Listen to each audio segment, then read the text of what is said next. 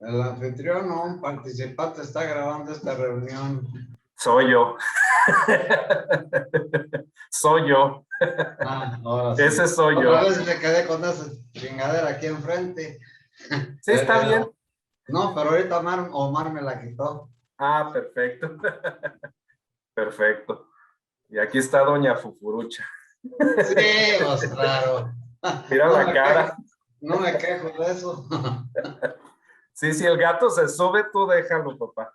Eso atrae muchas vistas de todas maneras. No, ahorita no, está lloviendo, no sale de la cueva. Ah, bueno. Hola, querida audiencia, bienvenidos a su canal Conversaciones con mi padre. Tengo el honor de presentarles a mi padre. Para quien no nos conozca, les voy a dar una pequeña introducción. Pues miren, a lo largo de los años, mi papá y yo hemos tenido unas conversaciones bastante interesantes y yo quise hacer un documento visual para compartirlo con mi familia, con mis hermanos, con sus nietos de mi papá, sus hijos. Pero sin embargo, estas conversaciones quise también compartirlas con ustedes. Son conversaciones para mí muy interesantes, fascinantes. Pero aclarando que vamos a hablar mucho de muchos temas. Vamos a hablar de historia, vamos a hablar de política, vamos a hablar de ciencia y otros temas actuales también. Entonces, aclarando, les quiero comentar que ni mi papá ni yo tenemos no tendemos a ningún partido, ni favorecemos ni una parte ni otra. Simplemente conversamos y hablamos de los hechos. Si hablamos de historia, hablamos de los hechos. Si hablamos de historia contemporánea, lo mismo. No tomamos partido. No nos interesa demonizar a nadie y tampoco nos interesa hacer una crítica maliciosa de ninguna persona. También creo pertinente decirles que el análisis o la crítica que vayamos a hacer es meramente basada en hechos y en nuestra particular percepción de ellos. Entonces, con esta aclaración, papá, buenas tardes, ¿cómo estás?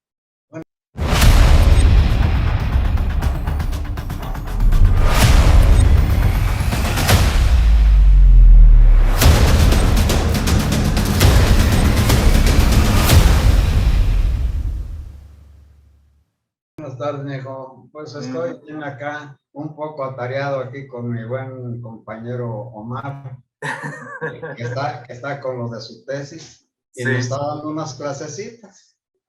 Pues mira, qué bien. Por cierto, Omar está ayudándonos con lo técnico, le ayuda a mi papá a conectarse al canal. Entonces, un saludo a Omar y agradecimiento por ayudarnos a que se conecte mi papá, ya que yo estoy en Canadá y mi papá está en México. Pues continuando con nuestras conversaciones, son pues conversaciones de tipo familiar.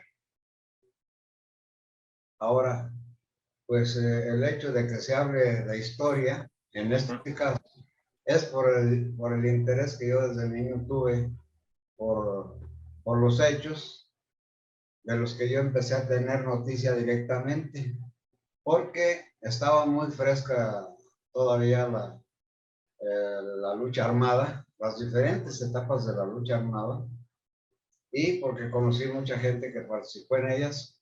Y lo que más me llamó la atención es que al platicar con algunas gentes que participaron de alguna manera u otra, bien en el lado de la política de entonces, o bien directamente con gentes que ejercieron mandos de fuerzas, o con simples soldados, y me llamó mucho la atención que contaban las versiones de muy diferentes maneras, suponiendo que siempre fue de buena fe, que no lo dudo. Entonces, pues a mí me empezó a causar inquietud. ¿Por qué? ¿Por qué las confrontaciones armadas? ¿Por qué tanta animadversión entre las clases sociales, sobre todo entre la clase alta y pues la clase baja, el campesinado, el indígena. Entonces empecé yo a tratar de entender, y lo primero con que me encontré pues es que realmente información escrita confiable no había. Había versiones, había eh, mucha, mucha controversia, y sobre todo había quien lloraba por sus jefes militares, como por ejemplo soldados de Pancho Villa, porque realmente se ve que lo adoraban, y otros pues, que renegaban de él. Y algunas de las lecciones que yo tuve cuando platiqué con personas que anduvieron en la revolución, me atreví alguna vez a hablar bien de Villa, y recibí una lección tremenda. Y me dijo esta persona, ya una persona mayor, dice, pues usted dice, oiga, chamaco, usted dice eso, tal vez se lo digan en la escuela, pero si usted lo dice de corazón, pues debo decirle que como usted no le hizo nada a Villa ni a su familia, pues puede decir eso, pero otras gentes no podemos decir lo mismo. A partir de allí vi que lo que yo tenía que aprender, que investigar era, pues sí, haciendo preguntas, pero más que nada obteniendo información escrita, información pues que tuviera un contenido confiable. Y bueno, desde ese punto de vista, pues entonces casi no había nada. Yo conocí, por ejemplo, generales que nos daban conferencia de niños, y pues doraban mucho la píldora porque pues, éramos niños, comprensible, y realmente algunos dos o tres fueron muy amenos, porque entonces la Secretaría de Educación Pública de entonces enviaba o les pedía a agentes notables que dirían que sobrevivieran a las batallas, pues que fueran a dar un tipo de pláticas, ni siquiera conferencias, sino pláticas, pues de lo que había sido la revolución, y cómo, pues realmente cómo veían ellos a la gente participar o no participar, y cómo veían ellos al compañero y al enemigo. Entonces, de esa manera yo empecé pues a tomar el rumbo de pues, que debía yo investigar. Así pasaron muchos, pero muchos años, hasta que empezó a haber libros, empezó a haber el periodismo mismo, las revistas, que entonces los periódicos publicaban secciones de historia muy interesantes, algunos con verdadera tendencia ideológica o tendencia de partido, o sencillamente animadversión de una persona a otra, o de un conjunto de revolucionarios a otro. Había mucha controversia de todo eso. Pero fui definiendo quiénes fueron los principales gentes que tuvieron claro por qué peleaban, por qué luchaban, justo o no, pero lo tuvieron claro.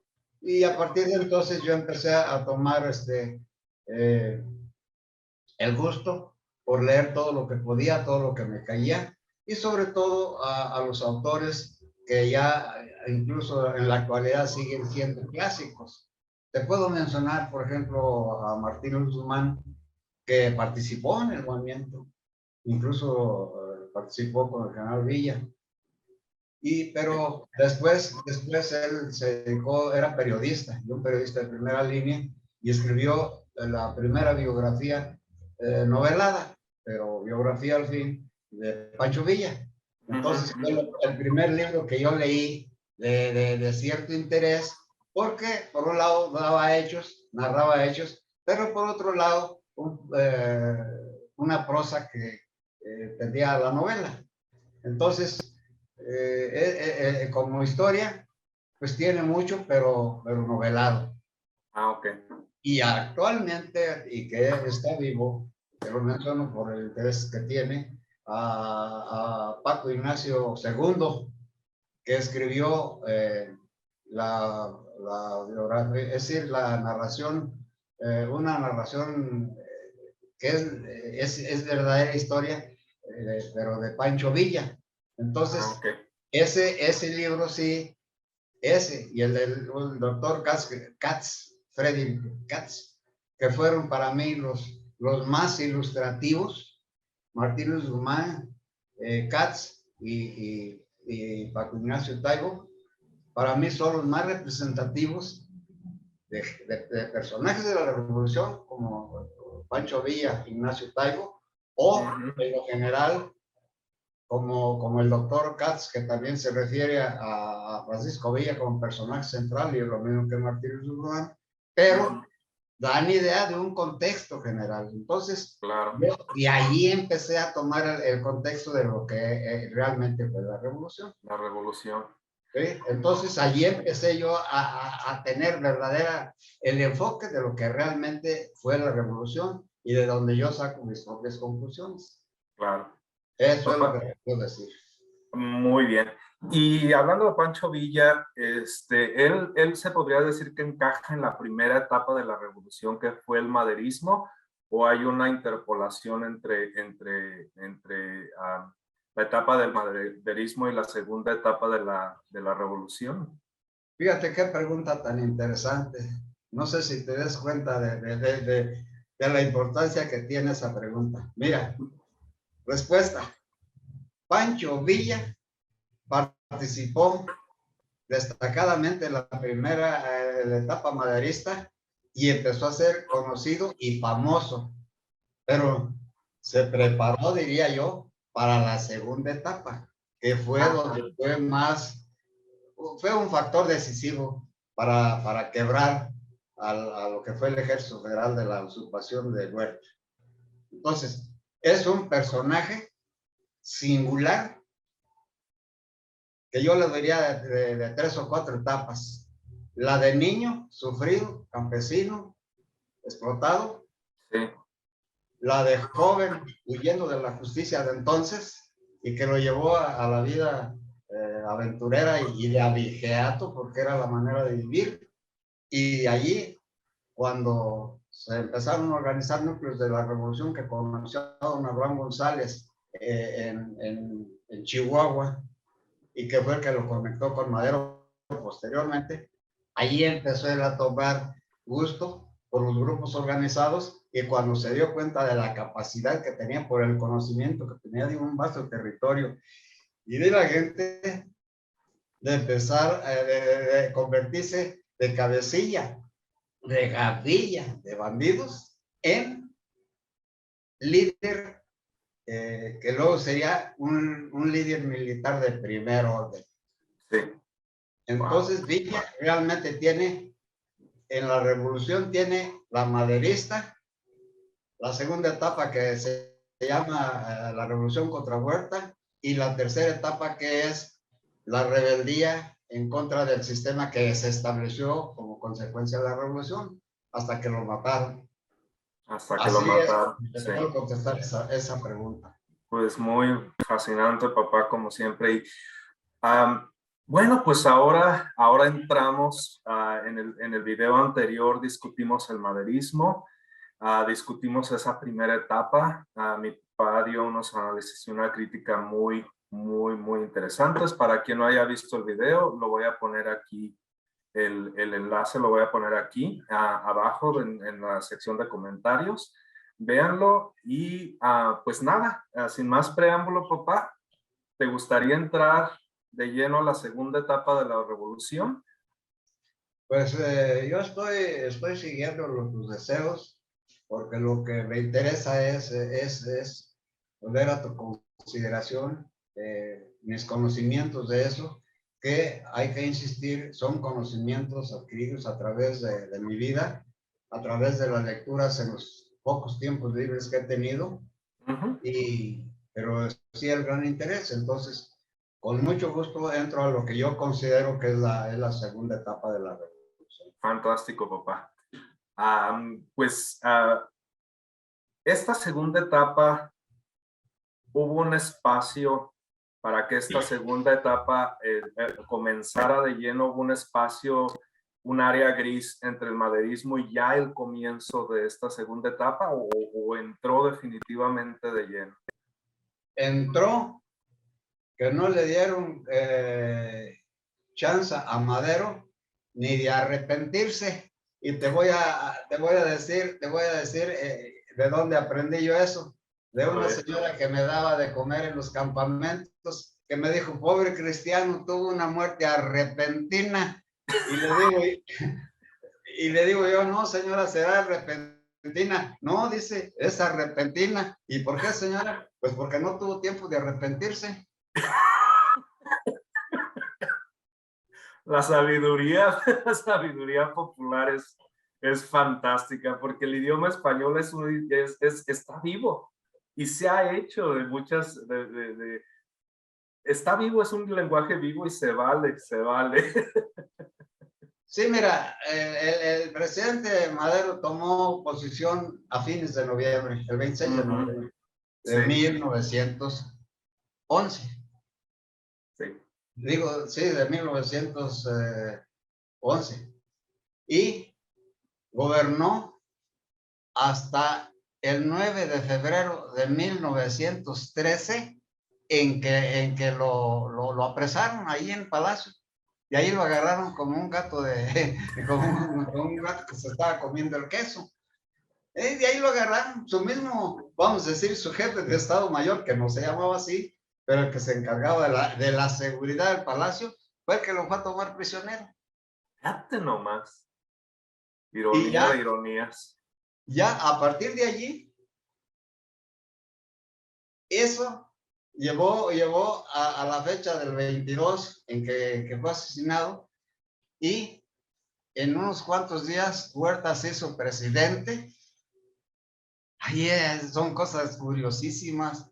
Fíjate, lo que es la ambición del poder y lo que es prepararse para agarrarlo a como dé lugar. Y esto fue mediante una traición. Porque pues eran militares bajo las órdenes del presidente de la República electo. Y así lo hicieron. Entonces Huerta en un momentito alineó a sus generales, en un momentito alineó al Congreso, en un momentito nombraron presidente provisional al licenciado, creo que era Pedro Lascurain, y duró 45 minutos en el poder, porque renunció para que ya el señor Victoriano Huerta fuera presidente. Híjole, una transición de rayo ahí, Por eso. una transición. Pues, ¿cuál periodo? No, nada. Nada, entró de fuerza total. Fue de choque. Papá, y para nuestra audiencia, para darle contexto, ¿cómo se llama esta segunda etapa de la revolución? Mira, la segunda etapa es un concepto totalmente mío. Lo he aprendido de que algunas gentes así le llaman, pero sí. en realidad, te digo que hay autores que dicen que la revolución no empezó cuando se dice ni terminó cuando se declara. Pues eso es cierto, porque empezó antes de 1910. Se da la fecha de 1910, el 20 de noviembre, en base al documento que escribió y manifestó Madero, donde llamó a las armas. O sea, dijo, el día 20 de noviembre a las 6 de la tarde, el pueblo debe levantarse en armas. Pues no ocurrió así, pero ¿qué tardó?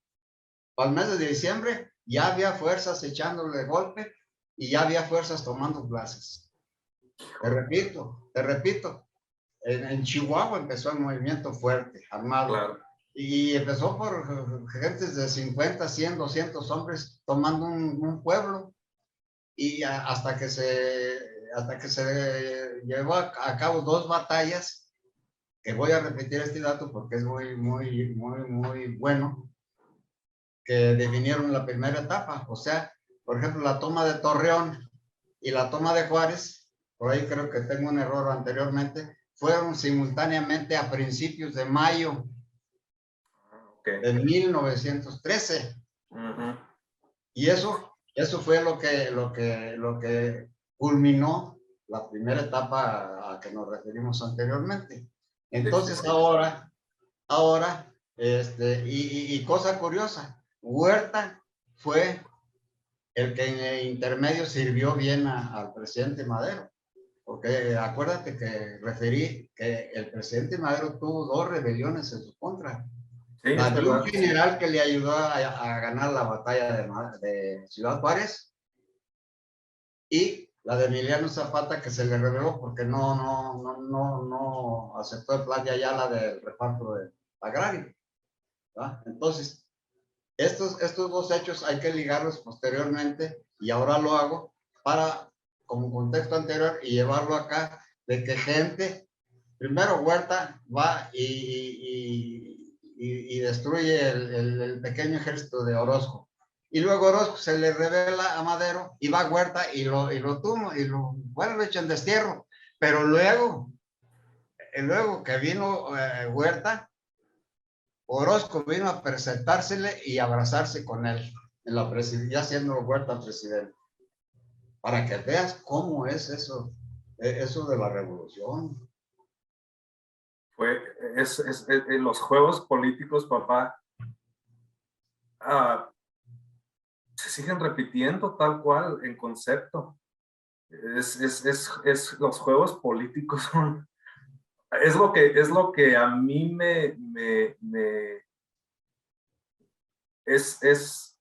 no quizá la palabra fascinación no sea aquí la correcta, pero a mí me impresiona que en la política no ha cambiado nada en cuestión de juegos de poder.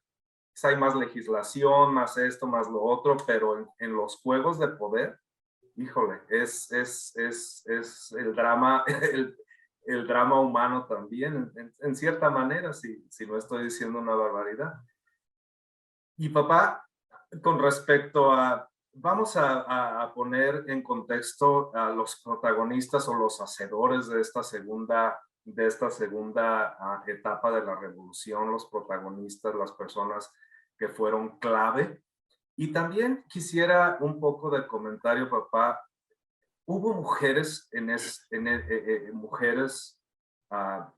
¿Cuál fue el papel de la mujer en todo este periodo? Pues el papel de la mujer, el de víctima, y víctima en extremo. Tanto las que participaron, pero más las que no participaron.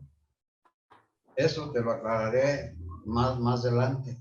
Claro, Pero papá. en la primera etapa de la revolución, pues las mujeres, las más importantes fueron las esposas de los que encabezaron esos movimientos, porque fueron las que tuvieron que apoyar a sus esposos. Por ejemplo, Claro. la esposa del señor Madero, la esposa del señor general Villa o de Pascual Orozco. ¿Por qué? Pues porque tenían que soportar la zozobra y las penas de que el marido anda, decía doña Luz Corral, que era la esposa de Villa, dice, es que mi señor anda en operaciones, y las operaciones eran andar echando balazos. Así de simple. Así que ya en la segunda etapa sí hay mujeres muy notables, ¿sí? Así como en la independencia los hay, aquí en la primera etapa no hay mujeres más que en algunos aspectos, pero muy secundarios. Pero como víctimas son las que peor llevaron siempre la carga de todos. Hasta ser violadas, pues. Claro, claro. Eso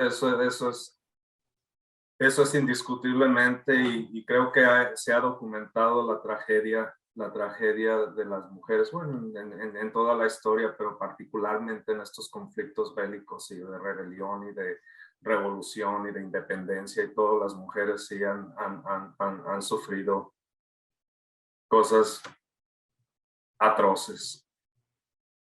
Y hablando de estos participantes que encabezan el segundo movimiento, la segunda etapa de la revolución, papá. Pues yo diría que ya muerto, como mártir, Madero fue la cabeza de la segunda revolución, porque todos lamentaron el hecho y todos se propusieron castigar el hecho. ¿Quiénes? Bueno, el primero que fue don Venustiano Carranza, que era gobernador del estado de Coahuila, y al que su Congreso lo autorizó. Fíjate, es un plan político. Ahí empezó el plan político actual. Era un plan político, un documento hasta ingenuo, el plan de Guadalupe. Pero él sí desconocía la usurpación y llamaba al pueblo a organizarse a las armas y a restablecer la legalidad. Así, el plan de Guadalupe, entonces, que fue de 26 de marzo de 1913. Entonces, el señor Carranza desconoce el sistema recién instaurado y él simplemente se puso en contra hasta liquidarlo y nombrar nuevas autoridades. Entonces, ese fue el primer, pero por separado y sin siquiera liga alguna, Villa organizó su propia gente. Al mismo tiempo, Obregón organizó su gente. Al mismo tiempo, uno que sí se conocían, el general Pablo González, también empezó a organizar pues, pandillas primero y gavillas, pero después ya eran compañías. Ellos le llamaban ya sencillamente batallones y regimientos. Sí. A veces los generales confundían lo que es un regimiento y ya traían 50 caballos y decían que era un regimiento. Pero pues no, los regimientos ya son de mayores elementos. Pero ellos le llamaban de cualquier cosa, ya lo abultaban, porque pues no sabían realmente y decían, bueno, pues ¿cómo le llaman? Bueno, pues llámale batallón y me nombro, hacemos general y ya. Y así se fueron juntando. Entonces, cuando estos tres hombres en el oriente, mirando de sur a norte, en Nuevo León básicamente y Coahuila, Pablo González, junto con los Venustiano, empezaron a motivar a la gente, pero ellos sufrieron las primeras derrotas y los que después participaron, Pablo González participó menos, en menos batallas, pero era un elemento de distracción del ejército federal porque los tenía por un lado y entonces de alguna forma servía. Es decir, desempeñaba un papel de estrategia en dominando una región y en la que no podían atacar, por ejemplo, de frente a Villa. ¿Por qué? Porque tenían a un costado a una gente que se podía meter por la retaguardia y agarrarlos en medio al ejército federal que intentaba atacarlos. O sea, todos se desempeñaron de una manera o de otra un papel importante. Pero todas estas tres gentes, entre muchos que se les unieron, estos fueron los tres hombres bajo el mando de Carranza. ¿Por qué? Porque porque fueron inteligentes en que no tenían un jefe político y porque reconocieron el plan de Guadalupe y a su autor, que fue el señor Carranza. Entonces, estos cuatro hombres, con la iluminación desde la otra vida, como suelen decir la gente, del mártir Madero, empezaron a levantar la gente y qué pelotera se armó. Ahí estuvo, fíjate, de pequeños contingentes de todos, se fueron creciendo hasta formar lo que se llamaron cuerpos de ejército. Cuerpos, sí. Cuerpos de ejército, de puras gentes, de campesinos, y de ahí de todos los oficios que había en los pueblos, y uno que otro maestro, y uno que otro médico, y uno que otro licenciado, y uno que otro ingeniero, pero todos ya bajo el mando de gente que rompieron récord en la época en que se hicieron generales de división. Híjole. Qué interesante, papá, que empezaron llamándose la bola. Sí. Y fueron fue sofisticándose esta organización hasta estos ¿cómo dijiste? ¿Cuadros de regimiento o...? Contingentes. Contingentes. Porque sí. Eso de batallón, de compañía, de batallón, de división, eso, ellos no conocían nada. Nada. No, pues no. No era No, militar, nadie era militar de carrera. oían y como ciertamente militares de baja graduación, gente que había andado en el ejército, dice, no, general, pues ese es un pelotón, no es una escuadra, cuando ponían 5 o 6 gentes de guardia acá, dice, y que tiene una misión, pues eso se llama una escuadra, y un pelotón, bueno, pues es la unidad del ejército, porque Sí. y ahí 3 pelotones hacen una compañía, y así por el estilo, pero los empezaron a ilustrar. Ya la bola en forma, pues el único general de carrera que se fue a la revolución fue el señor general Felipe Ángeles, Sí. un militar de primera línea, era un técnico científico, No, sencillamente pues, daba clase de matemáticas. he Ya un ahí la, general, un militar que dé clase de matemáticas es un agente de gran capacidad, es un intelectual, porque además podía escribir y entendía y leía. Y era un humanista a la vez. a la vez. Era un ideólogo, sí, general Ángeles. Fue el único de alta graduación que participó en la segunda etapa. En la primera, pues estaba en el ejército y tenía que actuar en contra. Pero después se salió del ejército y se fue con Francisco Villa. Él fue el general que le dirigió la artillería en los grandes combates. Y Villa no compró ni un solo cañón y llegó a tener un montón porque se los quitaba. Ganaba la batalla y les quitaba el Ganaba la arma. batalla y el botín. Imagínate un botín de entonces, los 2 cañones más poderosos, uno el niño y otro el chavalillo, así lo decían. Y de repente ya traía un batallón o un regimiento de artillería. Y ese era el que llegó a comandar el general Ángeles, aparte de ser asesor. Entonces, realmente ese fue el primer participante militar de esta organización en la revolución que participó en contra del ejército federal, siendo él del ejército federal. Puedo pensar, y creo que estaré en lo cierto, que su carrera de matemático, lo hizo un gran estratega, un gran organizador.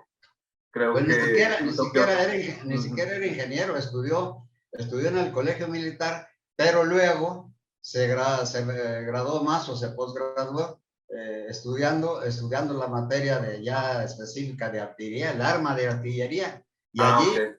y allí por lo menos tienen que entender fórmulas de matemáticas para los tiros.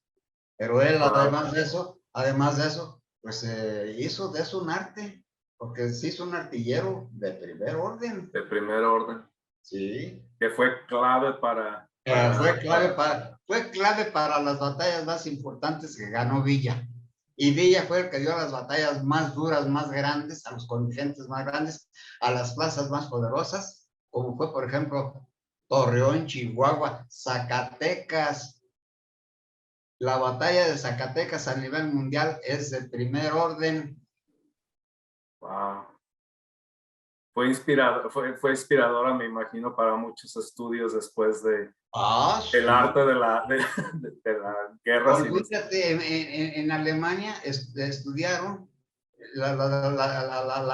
el tipo de movilizaciones de Villa con su caballería. Híjole, qué, qué, qué, Imagínate, qué maravilla. De Villa viviendo de un campesino, un luego campesino, ateo y asesino además, porque mató gente. Desde claro. luego, sin razón, creo que nunca mató a nadie, pero con Ujú. la más menos así que se hacía justicia por la propia mano y pronta. No, no, no, no esperaban mucho los traidores o los que fallan, no esperaban mucho. Sí, era implacable, Implacable. sí. Qué increíble, papá. Y así como, ¿cuáles fueron estas batallas, las principales batallas? Ya mencionaste algo, pero geográficamente dónde se ubicaron, papá? Bueno, mira, a medida que se organizaban los contingentes, la Ujú. bola, pues, La bola. que se volvió ejército y que los 3 hombres formaron de la bola verdaderos ejércitos, tan verdaderos que vencieron al ejército federal, que era ejército de profesionales. de Cosapia, de Alcurnia, los comandantes, los generales y la oficialidad. Sí. Entonces, no fue cualquier cosa lo que hicieron. Aquí, mira, lo que yo te sugiero para entrar a este tipo de darte respuesta a esa que no la voy a olvidar de cuáles fueron las principales plazas, lo que te sugiero es ya sí disponer del mapa que yo alguna vez te sugerí del norte, de los estados del norte, de las vías férreas, porque estratégicamente estas desempeñaron un papel importantísimo en la movilización de los contingentes de los ejércitos. Sí. Así, Carranza le llamó al de Pablo González Ejército del Oriente, al de Villa Ejército del Centro. Él se hizo famoso por la división del norte, pero en la primera etapa, en la segunda etapa, él estaba en el centro con respecto a la posición de Pablo González y Obregón, que estaba en el noroeste. Entonces, González al este, en Nuevo León y Coahuila. En Chihuahua, parte de Coahuila y norte de Durango, Villa. Y en Sonora, y después eso se extendió, Obregón.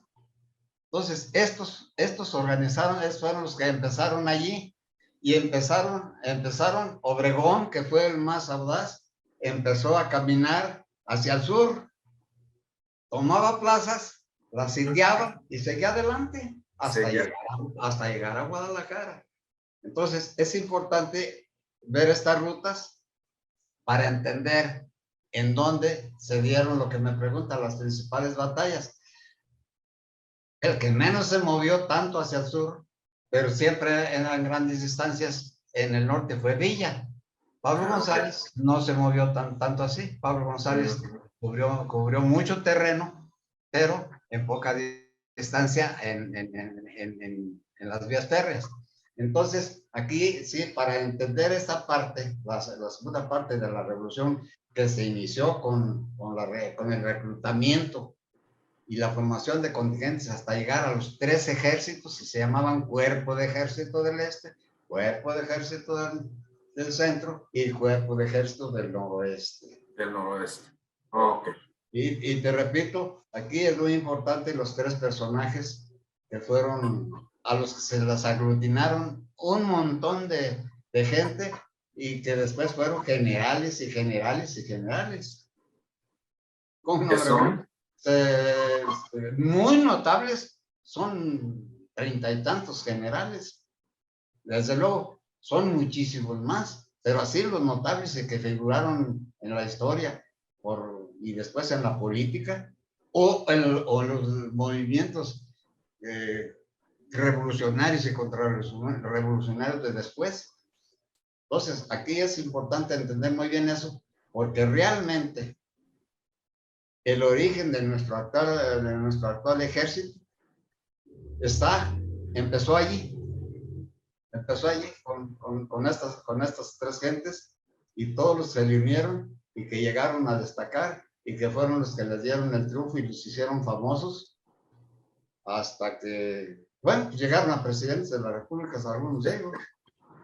Sí, para nuestra audiencia, ¿podrías repetir quiénes son estos 3 personajes, papá? Sí, en los estados de Nuevo León, Coahuila y Tamaulipas, el señor general Pablo González. Muy bien. En el centro de Chihuahua, que aquí nosotros decimos que era el norte, pero decimos que era el norte, pero en Chihuahua, el norte de Durango y parte de Coahuila, el señor general Francisco Villa, que no se llamaba así. Villa se llamaba Doroteo. Doroteo Arango. Doroteo Arango, Arámbula. Arámbula. Pero su nombre de guerra, propiamente dicho, es Pancho Villa. Y de la revolución actualmente es el único que sigue en el imaginario popular. Y en el noroeste, el señor general Álvaro Obregón Salido. Esos son los 3 hombres bajo el mando, porque ellos quisieron, del señor Venustiano Carranza Reyes. Venustiano Carranza, que ese es el gran protagonista de esta. Ese es el gran protagonista hasta que lo segunda. mató. Fíjate lo que son las cosas. Obregón, en la segunda etapa, veremos cómo venció a Villa, primero siendo compañeros, y luego Obregón mató, es decir, venció a Villa, y luego Obregón quiso ser presidente, Carranza no lo dejó, se le rebeló y Obregón mató a Carranza.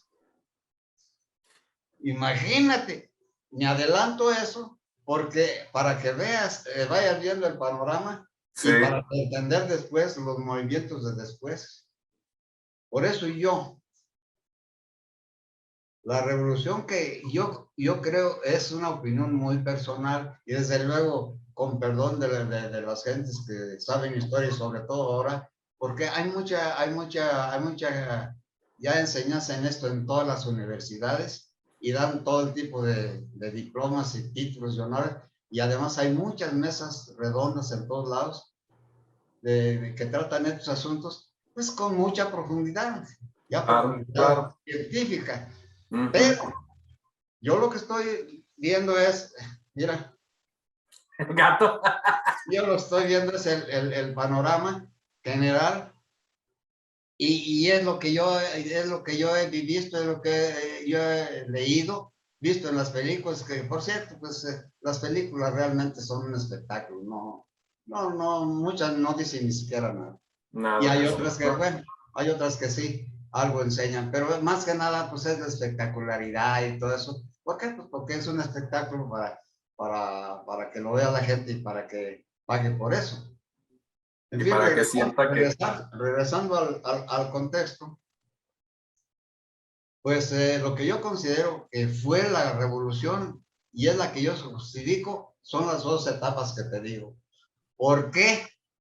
Porque estas 2 etapas cubren el levantamiento del pueblo en contra del poder, primero de Porfirio Díaz, que Madero lo hizo, y segundo, de Venustiano Carranza, que levantó la bola en contra del nuevo dictador.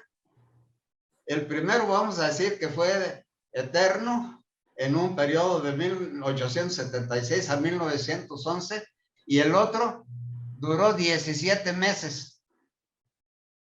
Y lo sacaron en corrida. Esa bola que él mismo decía, los irregulares que decía Huerta, así se dirigía cuando Madero puso a sus órdenes las milicias de Chihuahua. No, pues los irregulares. A Villa le decía mi irregular. Y ese mi irregular, que él quiso fusilarlo y no lo logró, ese irregular fue el que le quebró la espina dorsal al Ejército Federal. Híjole. Al Ejército Federal, Sí, ni más ni menos. Sí, ni más ni menos. Ni más ni menos. Así es. Y para nuestra audiencia, papá, el segundo dictador. Es Victoriano Huerta. Victoriano Huerta. Sí. Para seguir Escandalízate. Madero, cuando no tenía de quién valerse, y que la vez anterior me referí a que no tuvo ni quien lo defendiera políticamente, de la prensa, de los ataques que se desataron, ni de lo militar, porque eran los mismos. Híjole. Él no puso ni un general que dijera de los revolucionarios, y ese fue su primer problema. Si él hubiera llevado a sus generales, aunque aprendices, pero no lo hubieran matado probablemente no tan pronto.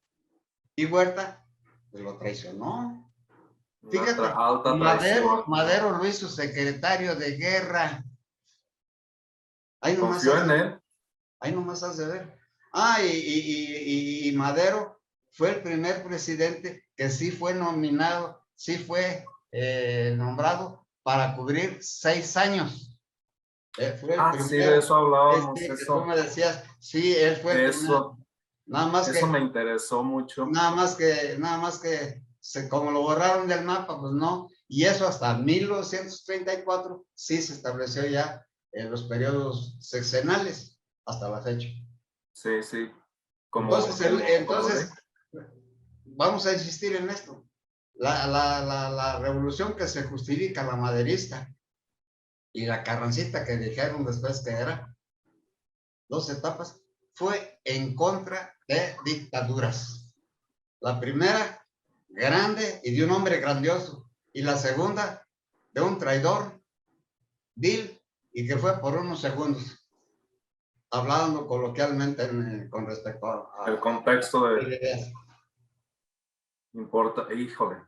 Sí, papá, eso es muy importante porque creo que vamos a entrar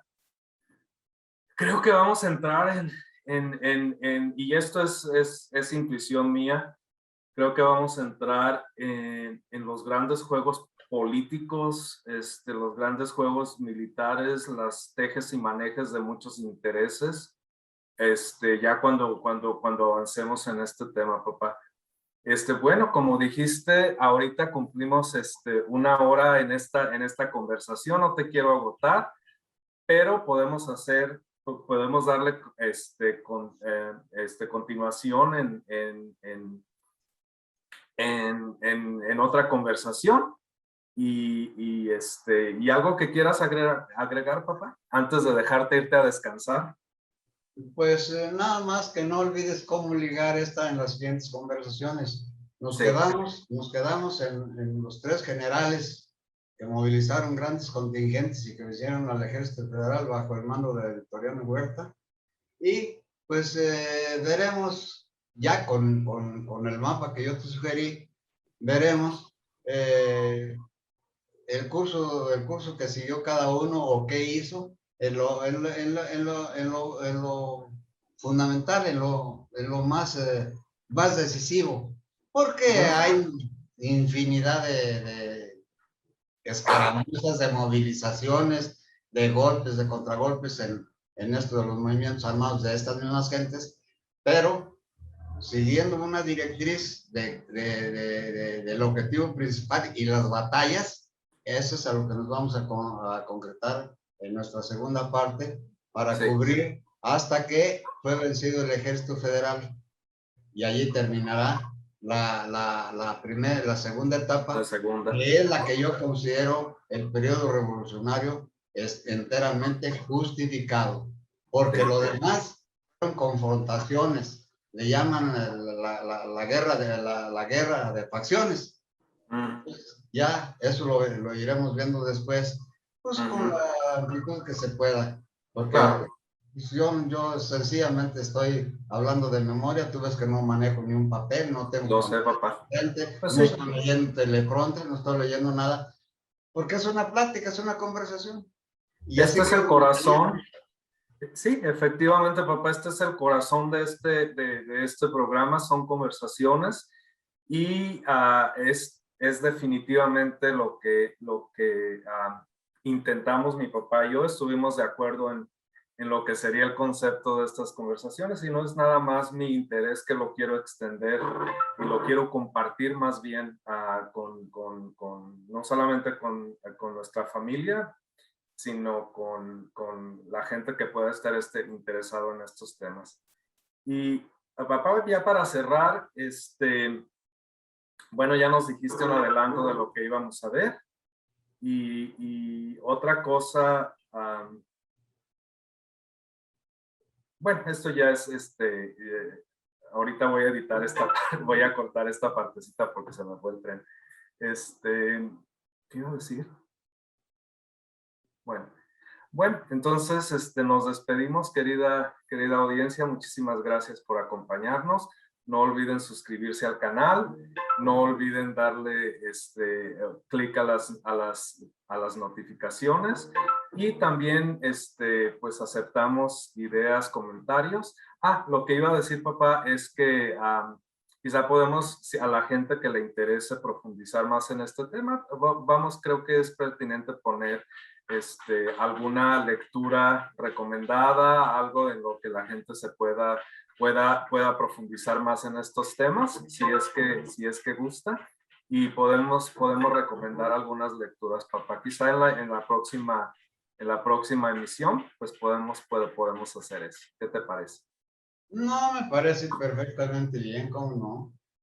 Bueno, papá, pues muchísimas gracias. Te mando abrazos y saludos y descansa. Salúdame a mi mamá y al gato.